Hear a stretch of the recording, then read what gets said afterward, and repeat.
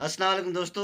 हीरा मंडी जो recently India की web series आई थी या फिल्म कह लें आप, उसके साथ इमरान अब्बास का नाम जोड़ा जा रहा था कि वो उनको ऑफर हुई थी और ये बात सच्ची भी है। लेकिन कुछ लोगों को ये लग रहा था कि ये फिल्म उनको ऑफर नहीं हुई और झूठ बोल रहे हैं। सो उसके हिसाब से उन्होंने ये क्लेरिफाई किया है एक इंटरव्यू में, ये आप देख लें। गर्मी रही कि जो हीरा मंडी है, new serial, obviously one of the biggest directors in the world, आपको मतलब कंसीडर हुए थे और उस पे लोग कहना शुरू हो गए सोशल मीडिया पे कि झूठ बोल रहे हैं। तो वो क्या स्टोरी क्या थी? शकील भाई, आपने बहुत अच्छी बात की और मेरा ख्याल है कि मुझे यही वक्त है कि मुझे बात क्लैरिफाई भी करनी चाहिए और मैं ढूंढ रहा था कि कोई ऐसा डिसेंट इंसान ये बात करे जिससे मैं इस बात का जवाब दूं। I never clarify anything in the world. Like मेरे बारे में कोई भी बात होती है तो मैं किसी को के आगे जवाब दे अपने आप को नहीं समझता हूँ। मैंने एक बात की थी और मैं, आप खुद सोचिए कि एक ऐसा इंसान जो कि वहाँ काम कर चुका है, जो 20 साल से इंडस्ट्री में काम कर रहा है, वो क्यों बैठ के झूठ बोलेगा। मैंने जिंदगी में जो कुछ कमाया है, सबसे इंपॉर्टेंट चीज़ वो क्रेडिबिलिटी है। मेरी फैमिली में मुझे सबसे बड़ी गाली ये सब जाती थी कि किसी को झूठा बोल दे।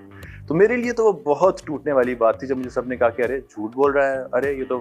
और ऐसे ऐसे लोग ऐसे ऐसे सहाफ़ी जिनका इंडिया में कोई क्रेडिबिलिटी नहीं है, वो बैठ के बोल रहे हैं, जिनको इंडिया से निकाला गया है, जो कभी सलमान खान के बारे में बोल रहे होते हैं, कभी किसी के बारे में, उनको हमारे पाकिस्तान के जो ऑथेंटिक बड़े बड़े नाम हैं वो उनको उसको कोट करके आप मुझे कह रहे हैं कि मैं झूठ बोल रहा हूँ। मैं क्यों झूठ बोलूँगा?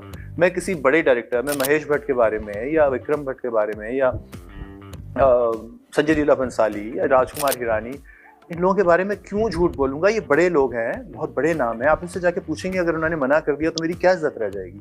तो मैं एक नेशनल चैनल पे बैठ के इस तरह की बकवास नहीं कर सकता हूँ। लेकिन सबने मुझे कहा कि अच्छा ये तो बकवास झूठ बोल रहा है। मैं उस इंडस्ट्री में काम करके आया हूँ और मैं कभी भी मैंने ये नहीं कहा कि मैंने वो फिल्में रिजेक्ट कर दी थी या ठुकरा दी थी।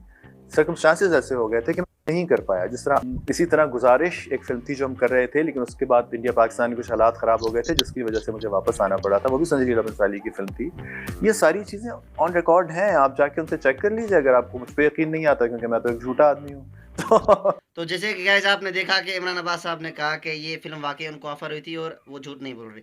सो गाइस, कभी कभी ऐसा होता है कि एक्टर्स यानी बड़े अदाकार्स को बुरा लगता है। आप एक कमरे में बैठ के वीडियोस बनाते हैं और कुछ भी बोलते हैं, लेकिन उनकी ज़िंदगी पे क्या असर पड़ता है ये आप नहीं जानते। सो ऐसी वीडियोस आपको नहीं बनानी चाहिए। उन्होंने कहा कि ये यूट्यूबर्स, इनकी रोजी रोटी यहाँ से चल रही है। सो उनको सोचना ही चाहिए कि किसी के बारे में कुछ ऐसा नहीं कहना चाहिए कि जो सामने वालों को बुरा लगे। सो गाइस, ये था उनके बारे, हीरा मंडी के बारे में उनका क्लेरिफिकेशन। और यही सच है, उनको ऑफर हुई थी और वो बड़े अदाकार हैं, उनको ऑफर हो सकती है। इसमें झूठ झूठ वो क्यों बोलेंगे? सो गाइज, ये थी इमरान अब्बास साहब के बारे में वीडियो। उम्मीद है कि आपको पसंद आई होगी।